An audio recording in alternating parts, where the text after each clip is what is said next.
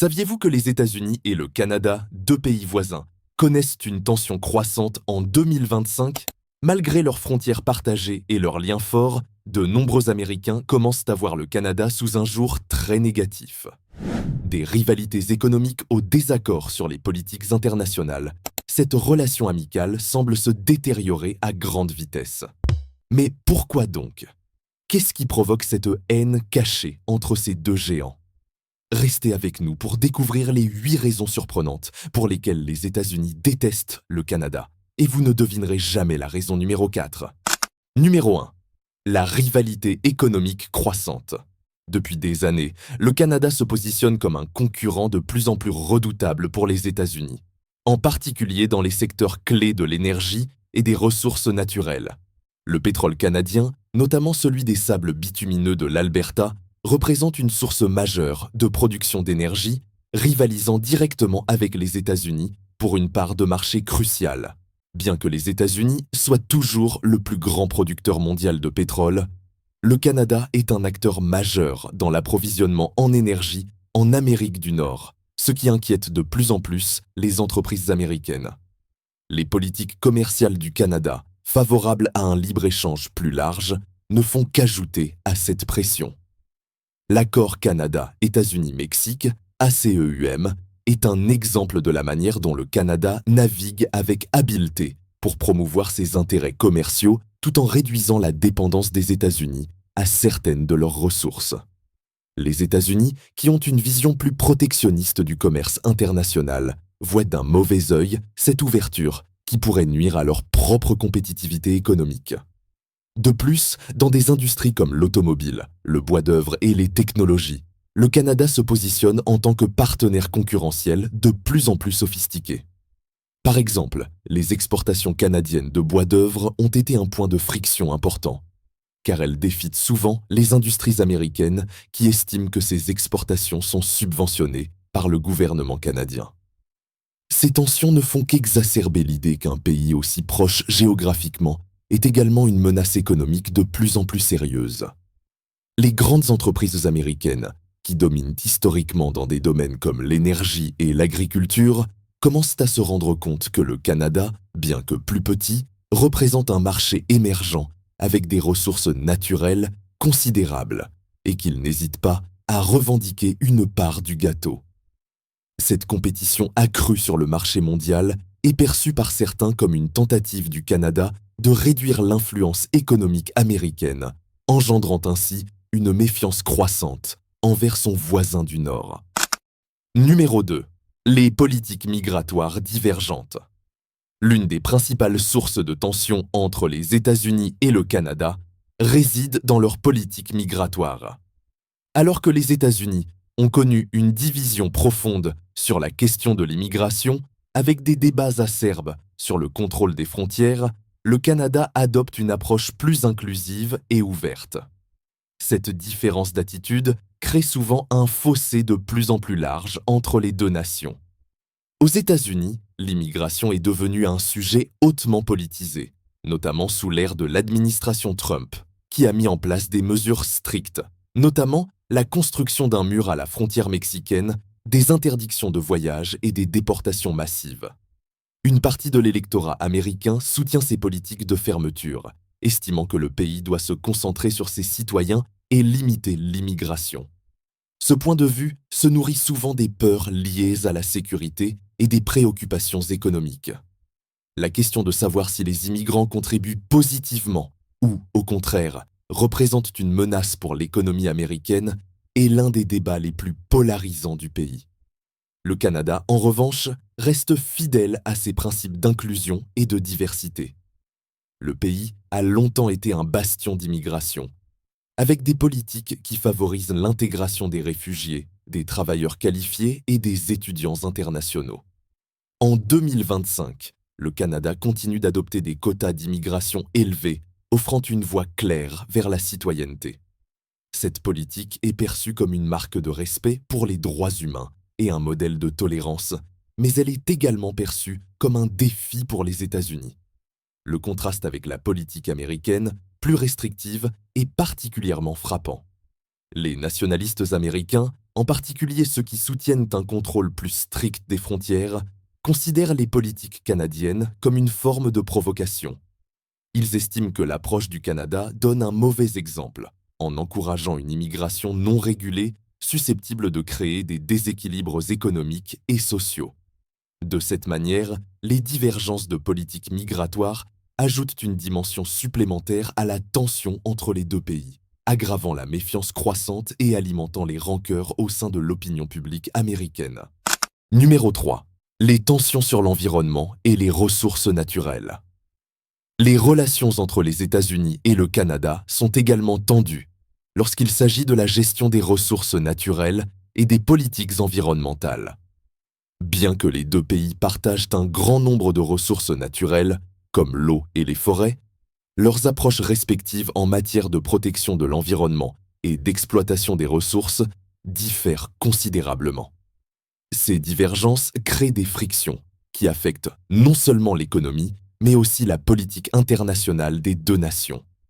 L'une des principales sources de tension réside dans la question des sables bitumineux de l'Alberta. Bien que le Canada soit l'un des plus grands producteurs mondiaux de pétrole issus des sables bitumineux, cette extraction a un coût environnemental important. Les États-Unis, en particulier les militants écologistes et certaines administrations politiques, critiquent cette industrie pour ses effets dévastateurs sur le climat. Ils pointent du doigt les émissions de gaz à effet de serre qui accompagnent cette extraction et l'impact sur les écosystèmes locaux. Malgré ces critiques, le Canada continue d'exploiter ses ressources, ce qui exacerbe les tensions avec les États-Unis qui se battent pour atteindre leurs propres objectifs climatiques. De plus, le Canada, riche en ressources naturelles comme le bois, les minéraux et les métaux, poursuit des projets d'exploitation qui ont souvent des répercussions sur les États-Unis, notamment en ce qui concerne la gestion transfrontalière de ces ressources. Par exemple, les forêts canadiennes, qui couvrent une vaste portion du continent, sont une source de tension concernant la gestion durable de ces espaces. Lorsque des décisions canadiennes sur l'exploitation forestière ou minière affectent les écosystèmes transfrontaliers, les États-Unis estiment parfois qu'ils doivent assumer une part des conséquences environnementales. Les États-Unis voient parfois les politiques environnementales du Canada comme un frein à leurs propres objectifs de protection de la nature. Bien que le Canada ait pris des engagements pour réduire ses émissions de carbone et augmenter la conservation de la biodiversité, certains considèrent ces actions insuffisantes et estiment que la priorité donnée à l'exploitation des ressources naturelles nuit aux efforts mondiaux pour lutter contre le changement climatique. En fin de compte, ces divergences en matière de politique environnementale alimentent la méfiance et la frustration des États-Unis vis-à-vis de la gestion des ressources naturelles du Canada. Numéro 4. Les différends commerciaux. Les différends commerciaux entre les États-Unis et le Canada sont au cœur de la tension croissante entre les deux pays. Bien que les deux nations soient liées par l'accord Canada-États-Unis-Mexique, ACEUM, et qu'elles bénéficient d'une relation commerciale étroite, plusieurs points de friction ont persisté au fil des années, créant des conflits qui affectent l'économie de chaque pays et alimentent le ressentiment. L'un des différends commerciaux les plus notables concerne le bois d'œuvre. Depuis des décennies, le Canada et les États-Unis sont en désaccord sur les prix du bois d'œuvre canadien exporté vers les États-Unis. Les États-Unis accusent le Canada de subventionner l'industrie du bois d'œuvre, ce qui permet aux producteurs canadiens de vendre leurs produits à un prix inférieur à celui du marché américain, créant ainsi une concurrence déloyale. Le Canada, de son côté, nie ces accusations, affirmant que ses tarifs douaniers et ses régulations sont en ligne avec les règles du commerce international. Cette dispute a entraîné des tarifs douaniers réciproques et des ajustements commerciaux, augmentant les coûts pour les consommateurs et les entreprises des deux pays. En plus du bois d'œuvre, des conflits sur des produits agricoles, notamment le lait, ont également provoqué des tensions. Les producteurs laitiers canadiens sont accusés par les agriculteurs américains de restreindre l'accès au marché canadien par des politiques de tarification qui sont perçues comme protectionnistes. Les États-Unis ont mené des campagnes pour assouplir ces restrictions, en arguant que le Canada ne respectait pas les accords commerciaux internationaux en matière de libre-échange. Les différends commerciaux ne se limitent pas à ces produits spécifiques. Les tensions augmentent également dans des secteurs comme l'automobile, les technologies et les produits manufacturés, où les deux pays se disputent les parts de marché. Ces conflits commerciaux ont un impact direct sur l'économie de chaque pays, en augmentant les coûts de production et en réduisant l'efficacité des chaînes d'approvisionnement. Ils entraînent aussi un sentiment de méfiance croissante, chaque nation ressentant que l'autre exploite les accords commerciaux à son propre avantage. Ces différends commerciaux ont également des répercussions sur la politique intérieure, où les dirigeants doivent équilibrer les pressions économiques et les attentes des électeurs. En conséquence, les tensions commerciales exacerbent les sentiments nationalistes et renforcent les divisions au sein de la population, augmentant ainsi la distance qui sépare les deux nations. Numéro 5. Le leadership canadien dans les accords internationaux. Le Canada joue un rôle de plus en plus proéminent sur la scène internationale, notamment dans les domaines de l'environnement et des droits de l'homme, ce qui crée souvent des tensions avec les États-Unis, surtout lorsque les intérêts américains semblent mis de côté par la diplomatie canadienne.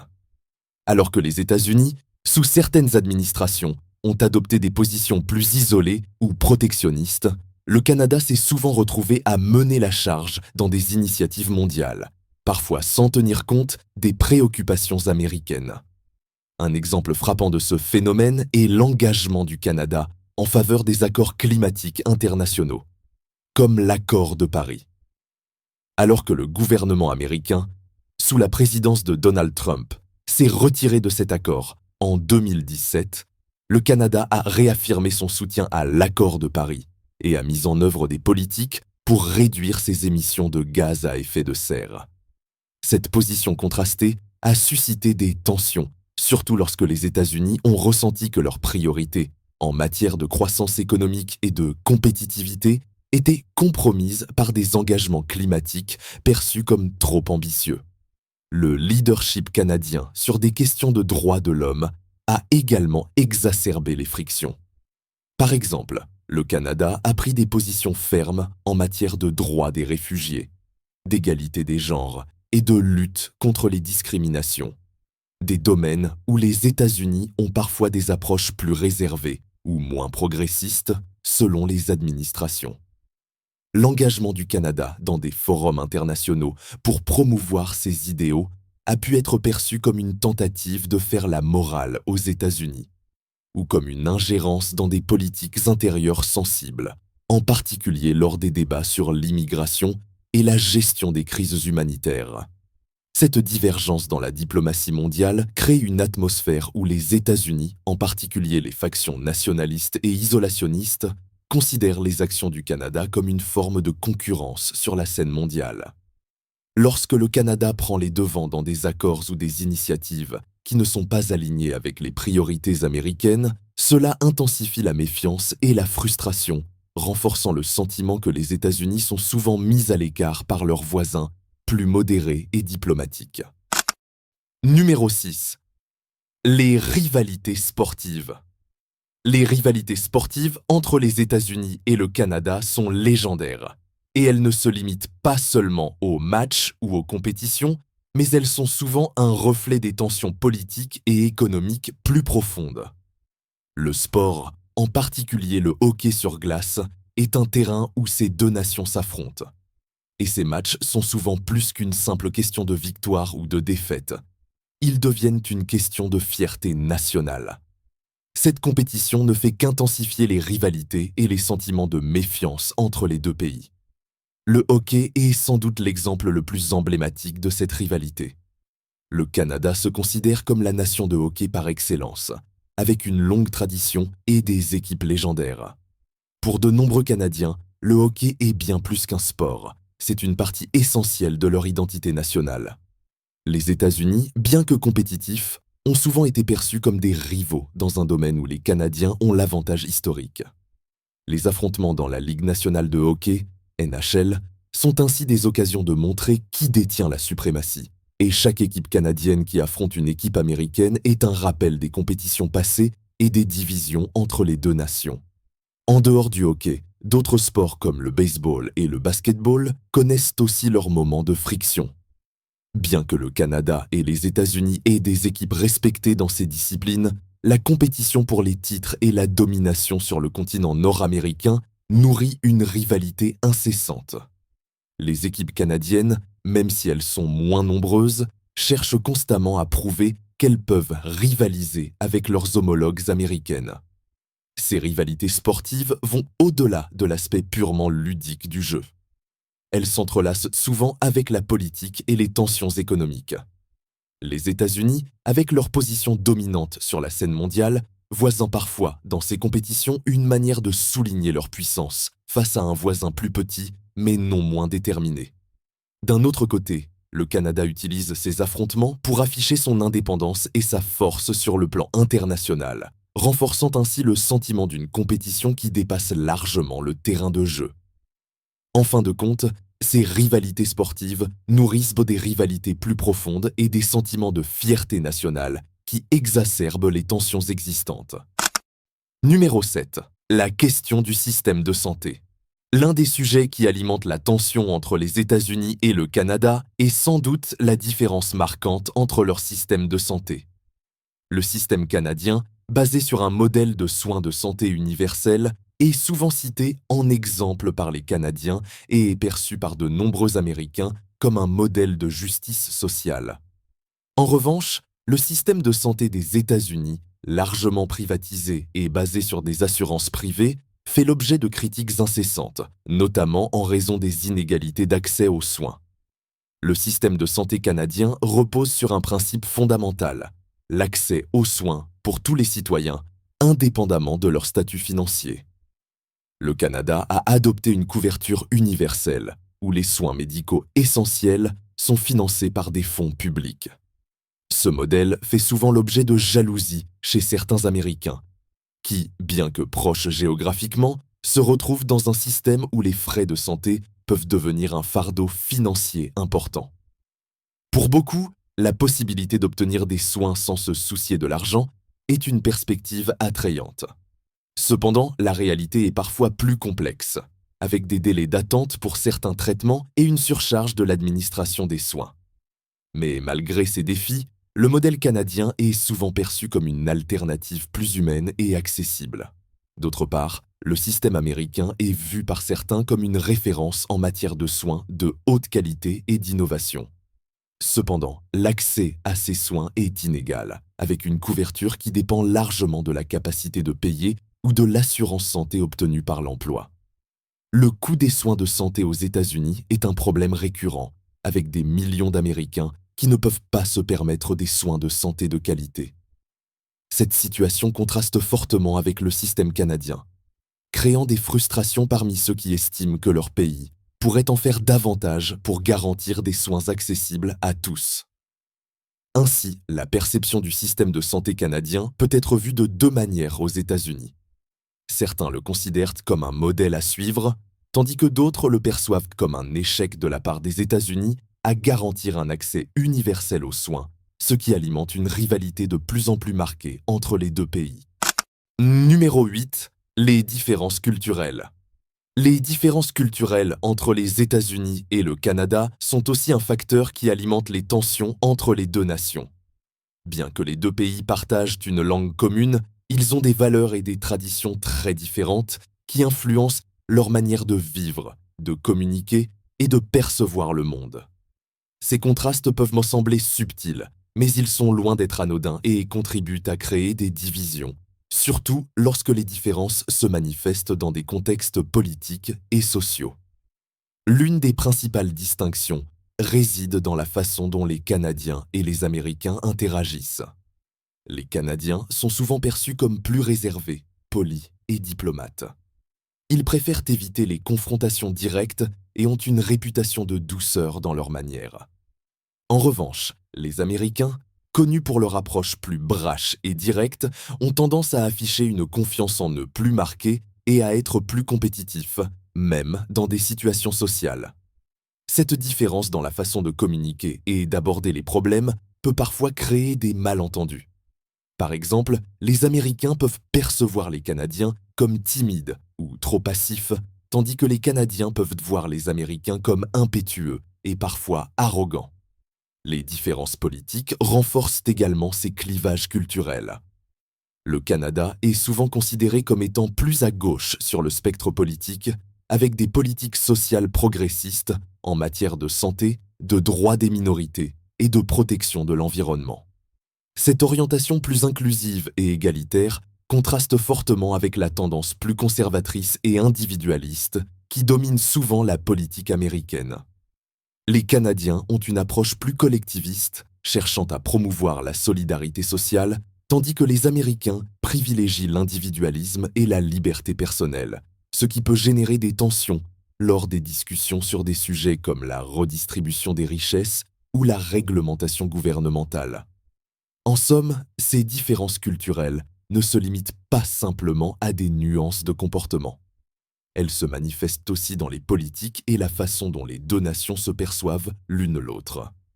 Les Canadiens peuvent trouver l'optimisme américain excessif, tandis que les Américains peuvent voir la retenue canadienne comme un manque d'ambition. Ces divergences alimentent les malentendus et les rivalités, contribuant à une relation parfois plus compliquée qu'il n'y paraît en surface.